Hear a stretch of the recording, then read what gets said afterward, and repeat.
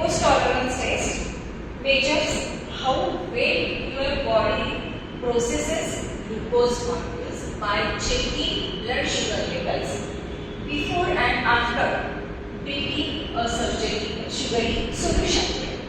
It is a test which measures how well your body processes glucose by checking blood sugar levels before and after drinking a sugary solution or glucose solution. So there are different types of this test. First one is the oral glucose tolerance test, that is OGTT. In that, what is that? Let's see. The oral glucose tolerance test is a diagnostic procedure which used to assess the body's ability to regulate the glucose or to control the glucose level. So it involves the administration of standardized glucose solution.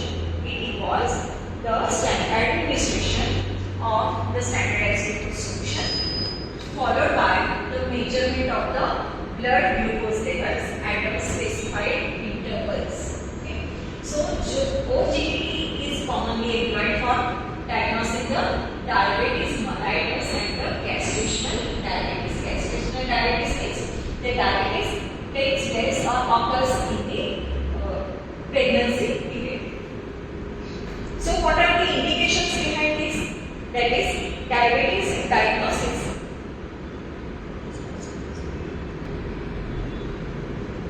So OGTT, the indications of that in the diabetes diagnosis to confirm or rule out the diabetes mellitus.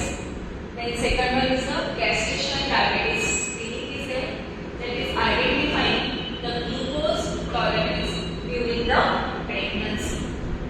Then third indication is the insulin resistance assessment there, that is evaluating how the body handles glucose, particularly in conditions like polycystic ovary syndrome. Okay. It is found in only female person. Okay. So, what is the polycystic ovary syndrome? That is the different or so many cysts are formed or produced on the ovaries. What are the procedure of this OGTT? That is first one is the preparation. The patient is required to fast overnight, typically from 8 to 14 hours before the test.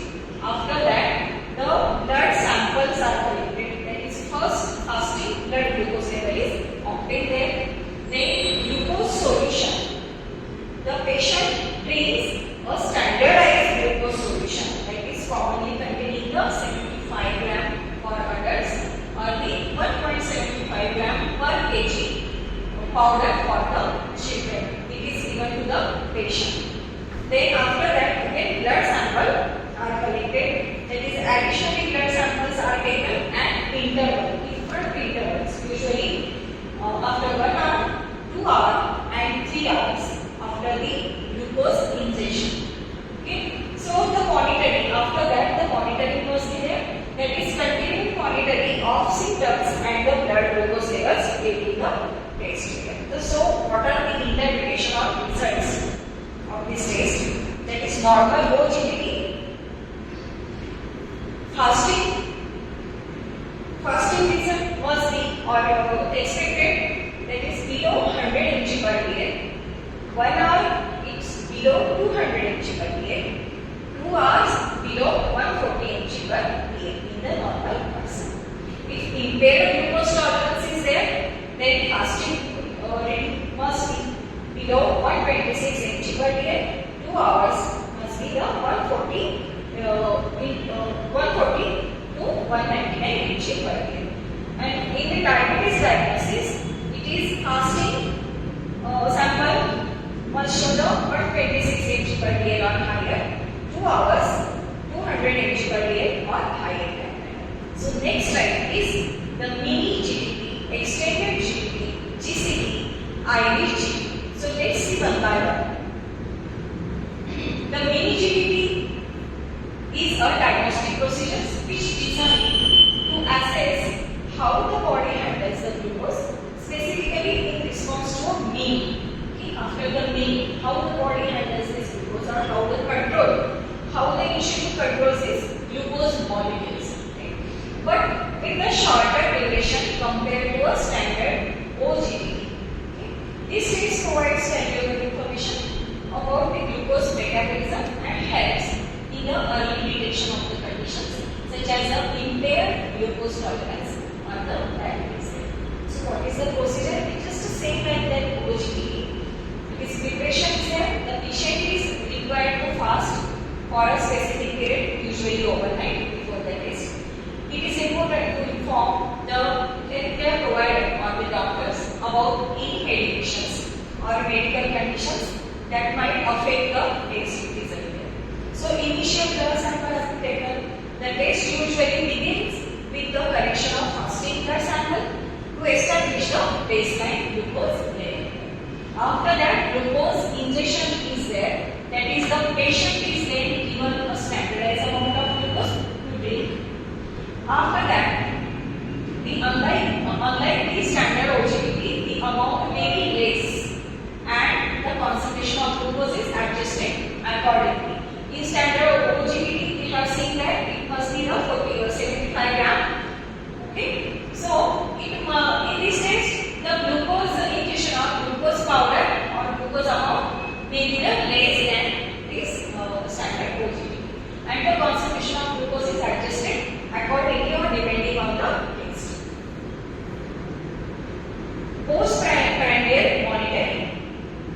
In this test, the blood samples are collected at shorter intervals compared to the OGTT, often at 30 minutes and 60 minutes after glucose injection. In OGTT, we have seen that it must be taken after 1 hour intervals. Okay? And in this case, as compared to OGTT, it is taken at the 30 minutes and the 60 minutes after glucose injection. So these samples help assess how quickly the body processes and clear glucose molecules from the bloodstream. Let's see the result analysis or interpretations. The doctors analyzes the blood glucose level at different time points to evaluate the body's response to the glucose load level. So abnormalities in glucose metabolism such as the impaired glucose tolerance and or the diabetes is there. So it may be identified based on the postprandial glucose level. Okay. Then indications for this test are this the mini GTT is commonly used for screening purposes to detect the abnormalities in the glucose metabolism. Then postprandial assessment is also there. That is, it is helpful in assessing how the body handles glucose after a meal, offering insights into each sensitivity. So clinical significance, that is early detection of impaired glucose tolerance or the diabetes is there. It is very much important in this test. Then monitoring the glucose metabolism, especially in individuals with the risk factors or diabetes. Then next test is the extended glucose tolerance test. We have seen before OGTT, mini GTT. Now we are moving to the extended GTT. Okay, so extended GTT, it is an advanced version of the standard OGTT test. This diagnostic procedure is designed to provide a more comprehensive assessment of how the body processes glucose over an extended period. So it is particularly useful in the identifying the abnormalities in the glucose metabolism, including impaired glucose tolerance and the diabetes. So let's see the procedure. The same procedure here also with the slightly variations. That is, the preparation, the patient is typically required to fast overnight before the test. It is essential to inform the doctor or healthcare provider about any medications or medical conditions that may affect the test results. So initial fasting blood sample must be collected. So test usually start with the collection of a fasting blood sample to establish the baseline glucose level for the comparison. So glucose injection is there.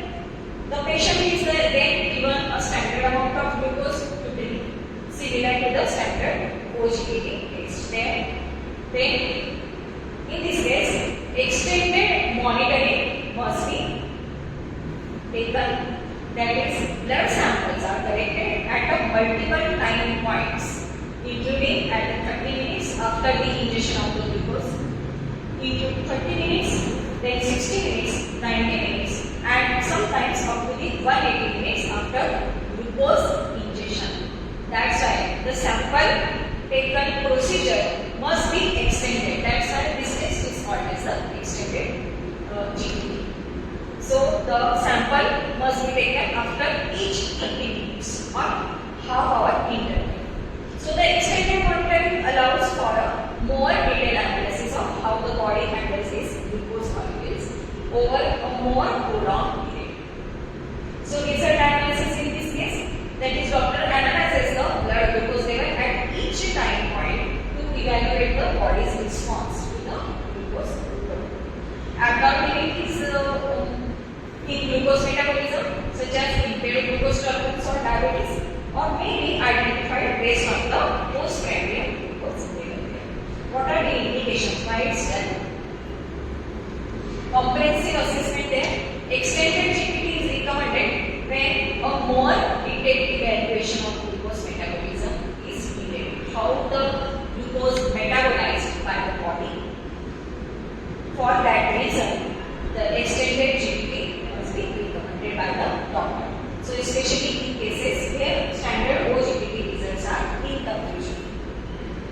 There will be some confusion might be there. So, that time this test must be recommended.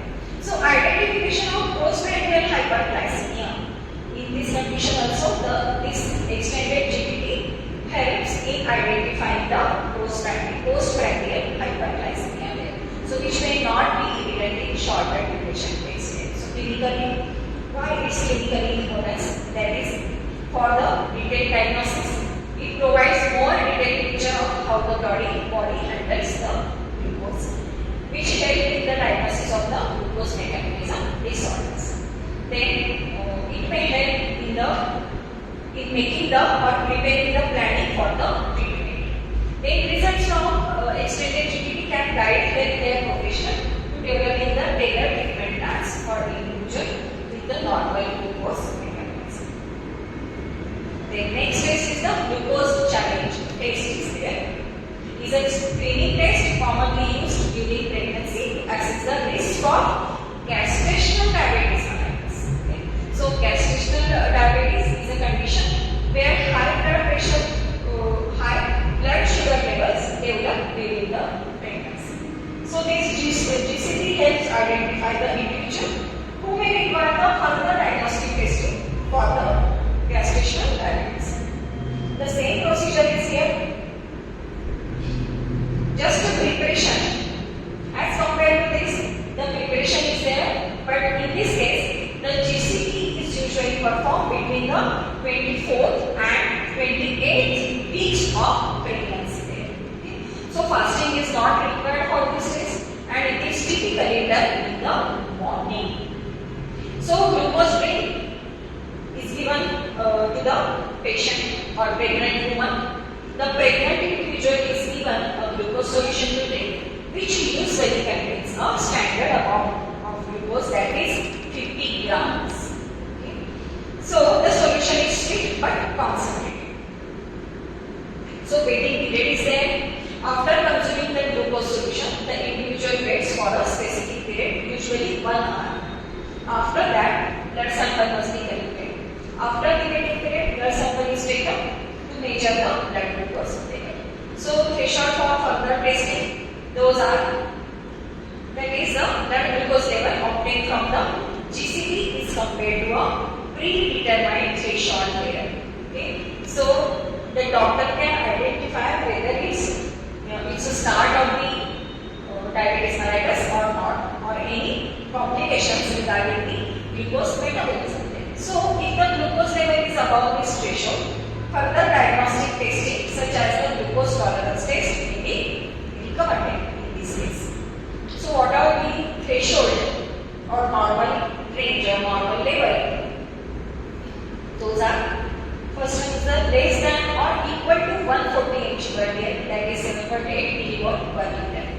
So normal result unlikely gestational diabetes. Then between 140 mg per kg and 190 mg per kg. So borderline result further testing with an OGTT is recommended. So 190 mg per kg or higher, so high result gestational diabetes is likely and requires a further evaluation and the management. So indications: screening for gestational diabetes, that is the primary purpose of this GCD is to screen for gestational diabetes in pregnant individual and identify the high risk individual there. It helps identify the individuals at a higher risk for gestational diabetes who may need additional diagnostic testing. And why is important clinically? For the early detection. The GCD allows for the early detection of individuals at the risk for gestational diabetes, and which enabling timely intervention and the management. So it may reducing the complications, that is early identification and management of gestational diabetes can help reduce the risk of complications for both the mother and the baby.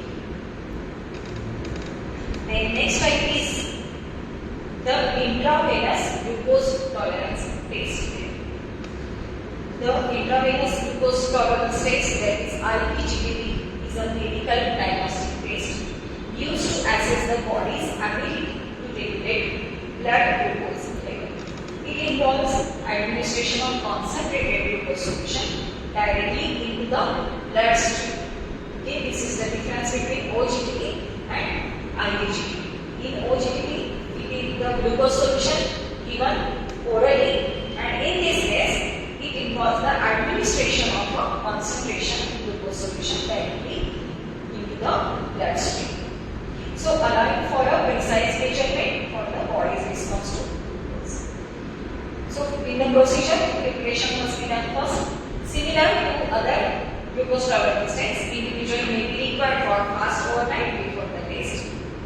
Then baseline or zero time or fasting blood sample must be collected to measure the blood glucose level. Then glucose infusion is there. A concentrated glucose solution is administered intravenously directly into the bloodstream. So serial blood sampling has been taken at a specific interval, often every 30 minutes to 1 hour after the glucose infusion. These samples help monitor how quickly the body clears the glucose from the bloodstream. So continuous monitoring is there. Blood glucose levels are monitored continuously throughout the test to observe the body's response to the glucose challenges. Then assessment of glucose clearance is there. At the rate at which the body clears the glucose from the bloodstream is assessed, and based on the blood glucose levels measured during the test. What are the indications? The assessing glucose regulation is there. The IPGTT is used to evaluate how effectively the body can regulate blood glucose levels. And it is also important in the research and clinical studies. It is employed in research studies also and the clinical settings to gain insights into glucose metabolism. So why it is important clinically? Let's see. There is detection of insulin resistance.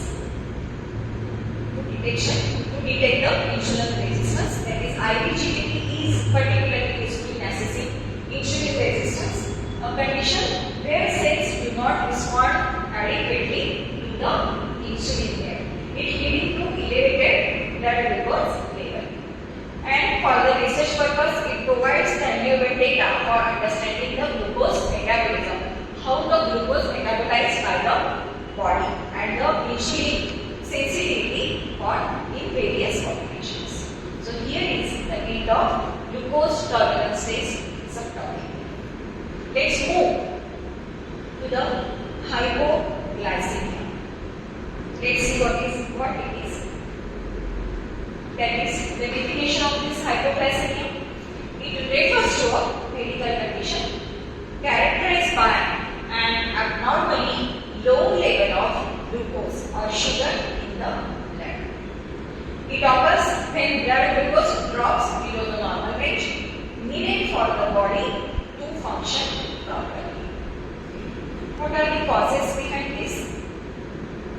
The hypoglycemia, excessive insulin. This is the first cause or first reason cause the hypoglycemia. That is, taking too much insulin or certain diabetes medications can lead to an increased uptake of glucose by cells, causing low blood sugar level. As the insulin is worked to balance or to control the high blood glucose level. So, if it is taking the insulin taking too much, that's right, or in that case the hypoglycemic condition occurs. Then second reason is delayed or missed meals.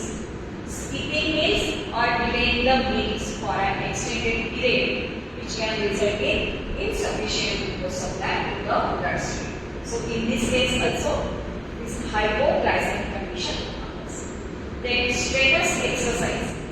Extremely or intense physical activity can cause the rapid glucose utilization. Maximum glucose molecules can be utilized in this case, and which lead to hypoglycemic condition, especially if not enough carbohydrates are consumed by the person. Then alcohol consumption is also there. So this is one of the reasons. Drinking alcohol without consuming enough food can interfere with the body's ability to maintain blood sugar levels. Then medical condition. If any certain medical condition occurs there, then it may affect the liver, kidneys or the pancreas, which can disrupt the normal regulation of blood glucose.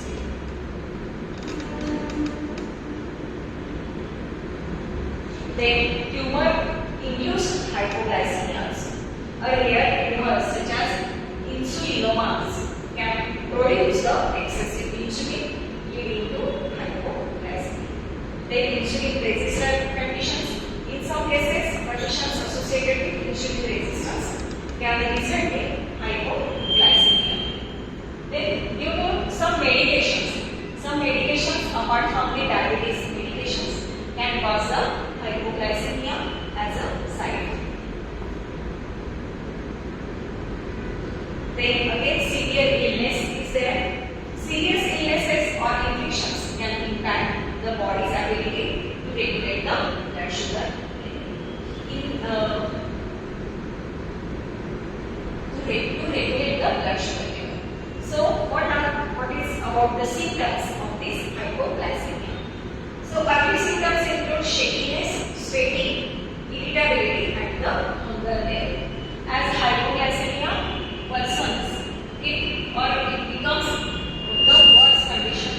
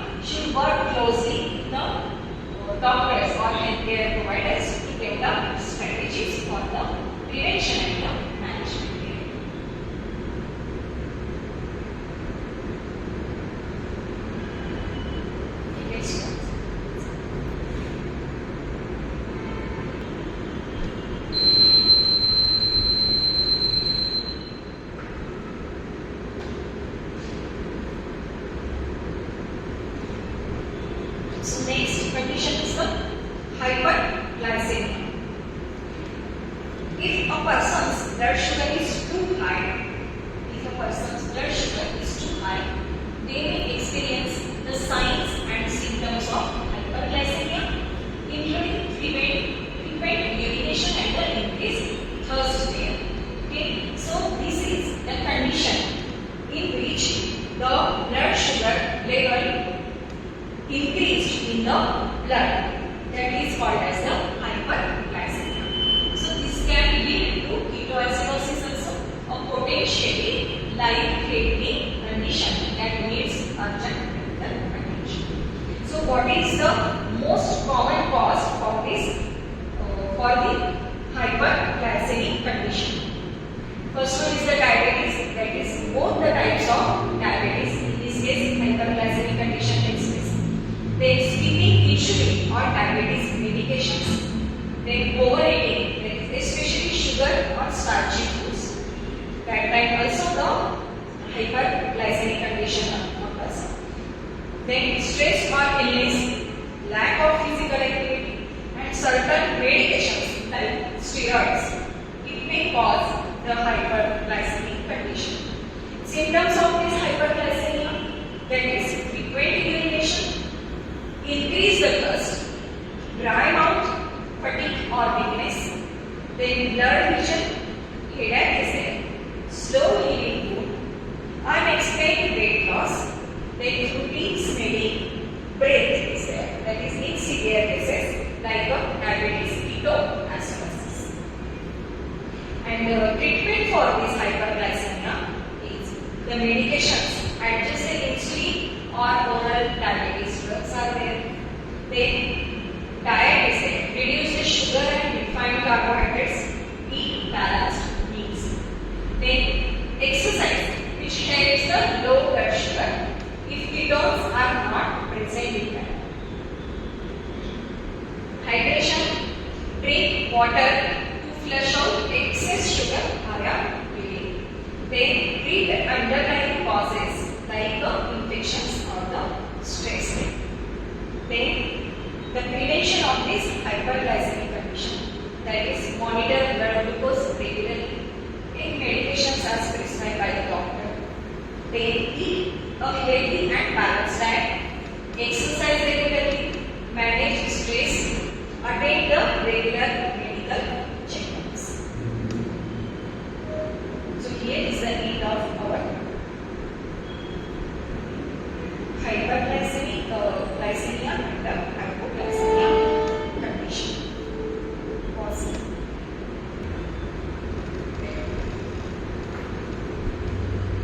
Hello everyone. Let's move to the next topic, that is nucleic acid and DNA, RNA. So nucleic acids, DNA and RNA are vital biomolecules that store and transmit the genetic information in all the living organisms. So these are nucleic acids are complex biomolecules that play a central role in storing and transmitting the genetic information in living organisms. The two primary types are the DNA, that is deoxyribonucleic acid, and ribonucleic acid. So these molecules are composed of long chains of nucleotides. Long chains of nucleotides, each consisting of the three components, that is a sugar, that is deoxyribose sugar in DNA and ribose sugar in RNA. Then a phosphate group, and the third component is a nitrogenous base. Those are adenine, thymine, cytosine, guanine in DNA with nucleic acid replacing thymine in the RNA. So DNA is the genetic blueprint. DNA is genetic blueprint of life, which encoding the instructions for the development, functioning and the reproduction of the organisms. So the RNA helps decode this information, facilitating protein synthesis through the process like transcription and the translation. So the nucleic nucleic acids are found in the nucleus of the eukaryotic cells and cytoplasm of prokaryotic cells. So their ability to store vast amount or maximum amount of the information and self-replicate, which makes them the fundamentals to the evolution, heredity and the cellular processes in all the life forms. Let's see the structure of the nucleic acid. The structure of nucleic acid is primarily DNA and RNA. It is composed of long chains of nucleic acid nucleotides. These nucleotides are the basic building blocks and consisting of three components. Those are sugar, which we have seen earlier. That is sugar. DNA contains deoxyribose, a 5-carbon sugar carrying 1 oxygen atom in the DNA, and in RNA, which contains the ribose sugar, 5-carbon sugar with 1 extra oxygen atom here. Then in phosphate group, negatively charged phosphate group is there, which forms the backbone of the nucleic acid chain. Then nitrogenous bases are there. In DNA, adenine, thymine, cytosine and guanine. And in RNA, adenine, uracil, cytosine and guanine. So you can see here the structure of the purines and pyridones. Those are the nitrogenous bases. You can see here pyridones, the ring form structure, and purines are there. That is the double ring or double ring is there in the purine structure, adenine and guanine. So here is the structure of DNA, that is base, nitrogenous bases. Base means the nitrogenous bases. Then it attached with the deoxyribose sugar, okay, that is pentose sugar, and the phosphate group attached to the pentose sugar or sugar layer, and it makes the deoxyribose and ribose sugar. This is the structure of DNA and RNA. So here in the second structure, they clearly mention that the base, nitrogenous base are attached to the pentose sugar and the phosphate group is attached to the sugar layer, and it becomes a nucleotide.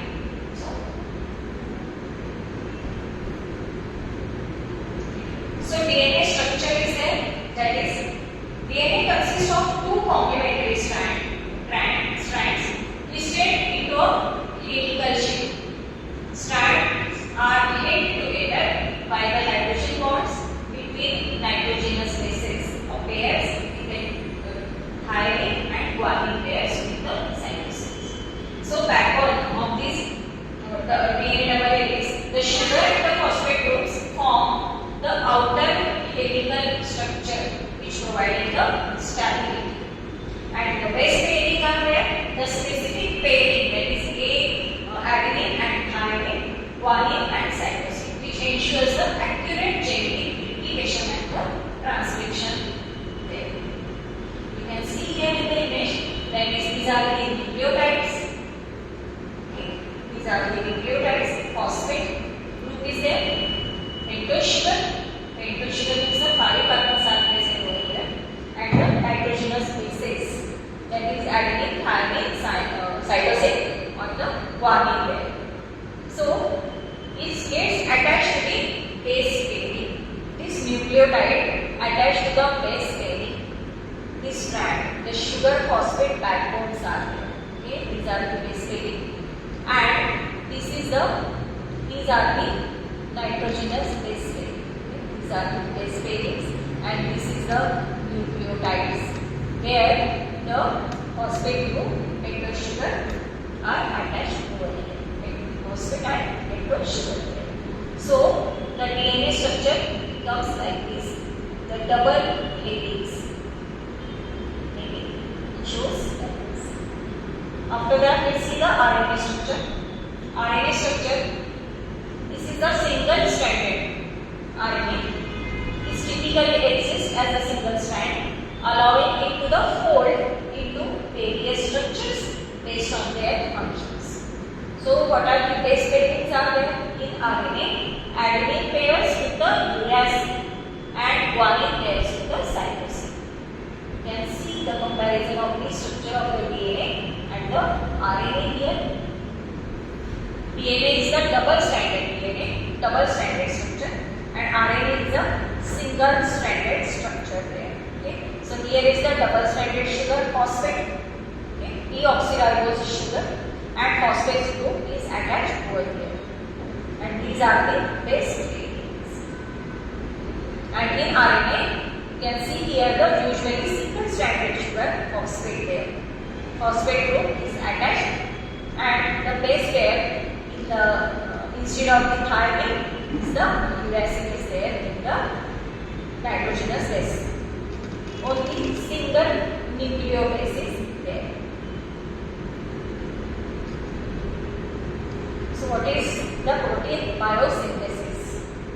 The biosynthesis process is same for the all proteins. So biosynthesis is the protein formation. What is that? The protein biosynthesis is the process by which cells build proteins from amino acids using genetic instructions. So first step in this process, that is transcription. It occurs in the nucleus. What happens here? That DNA to mRNA. What exactly occurs here? The gene DNA which are present in DNA is copied into messenger RNA. Then enzyme involves, that is RNA polymerase, which this enzyme occurs or catalyzes this process. And the mRNA carries these codes or codons which are present in the gene or DNA from the DNA to the ribosomes. Then after the translation process is there, it occurs in the cytoplasm and the ribosomes. So mRNA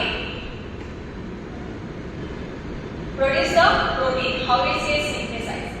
Ribosomes read the codons on mRNA, and the tRNA, which transfer RNA, brings amino acids to the ribosomes, and each tRNA has an anticodon that matches with an mRNA codon there. And after that, these ribosomes join all the amino acids together, form a polypeptide chain, folds into a protein. You can see here in the images. Okay, this is the transcription. First process is the transcription process. That is RNA polymerase transcript the mRNA and all the codons to the ribosomes. And in the translation process, ribosomes read all the codons present of the mRNA, and the tRNA has an anticodons. See, tRNA, this is tRNA attached with the amino acids. With the amino acids has the anticodon attached to the nitrogenous bases or single strand RNA. So after that, these ribosomes join these amino acids together and form these amino acids joins together by the ribosomes to form the polypeptide chain. And proteins in such a way, protein chain is formed or generated. You can see here in the images. See, this tRNA comes with the amino acid, okay, and attached with the codons, and it releases the amino acid and makes the sequences. These ribosomes read this information or codons and makes the amino acid sequences, and polypeptide chain is formed like this. Okay, so protein synthesis has been occurs like this. You can see here tRNA comes with the amino acid, different types of amino acids there, and the polypeptide chain occurs. So let's see the role of nucleic acid in protein synthesis. That is nucleic acid and role of those. DNA nucleic acid that is stores genetic code and makes the template for the mRNA. And mRNA carries the genetic code from the DNA to the ribosome. Then tRNA transfers the amino acid to the ribosome, and rRNA, which forms part of the ribosome and helps in protein assembly.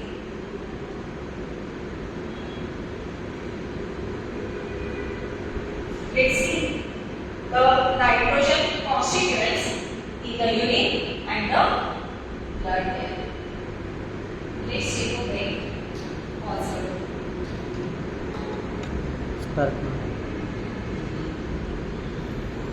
nitrogenous constituents in urine and the blood layer. Urine and blood contains various nitrogenous compounds, with urea being the most prominent in urine.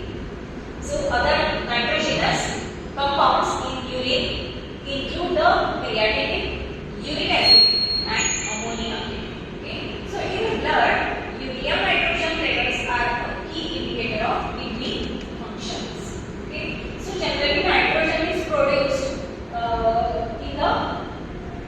nitrogen is present in the amino acid structure. So after the metabolism of amino acid, it obtains or it secretes the different types of secretes the ammonia. Nitrogen produces the ammonia, which is very much toxic to the body. So urine, the nitrogenous constituents in the urine, those are, first one is the urea, the primary nitrogenous based product. It is primary nitrogenous based product representing a significant portion of the organic solids in the urine. It is the end product of the protein metabolism. So next is the creatinine, a waste product of muscle metabolism, also present in urine. Next component is the uric acid. It is a waste product of urine metabolism, also excreted in the urine. Next constituent is the ammonia, a nitrogenous compound, also found in urine, although it's smaller amount than urea. Other nitrogenous compounds, those are peptides, amino acids, and other small molecules which are present in trace amount. And the nitrogenous components, constituents in the blood, those are blood urea nitrogen. It is a measurement of urea nitrogen in the blood, reflecting the kidney's ability to filter urea from the blood. Then creatinine is there.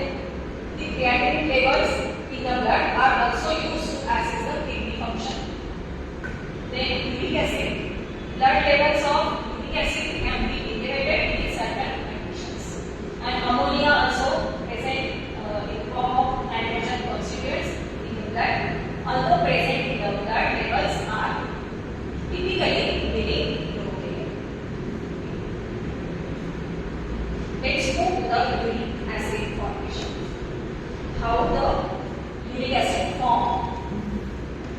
Uric acid is formed as a final product of urine metabolism, which are primarily in the liver, but also in the intestine and other tissues. So these purines are substances which are found naturally in the body and in some foods and drinks there.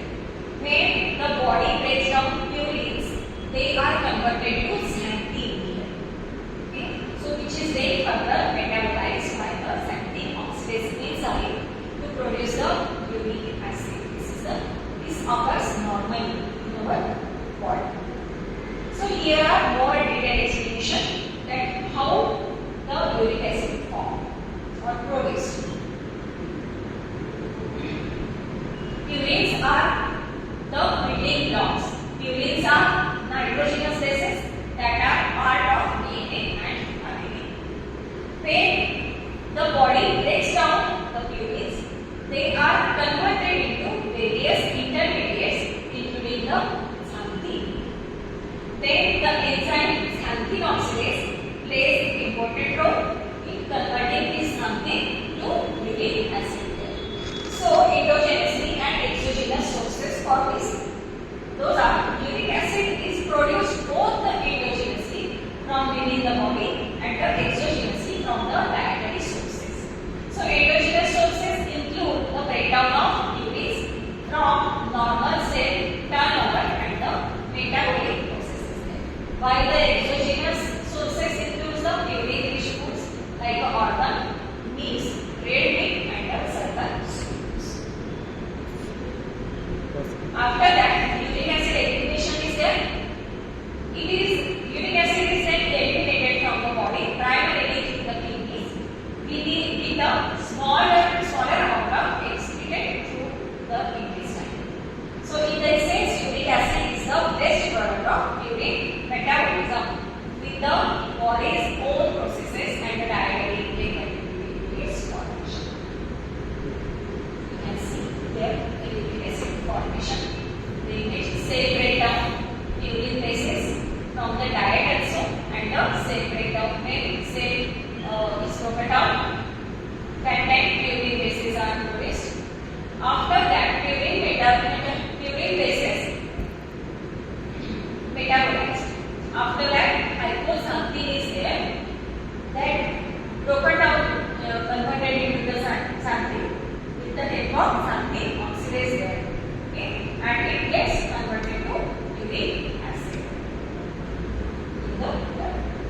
So this is the uric acid formation. Okay. Let's see about the gout. What it is.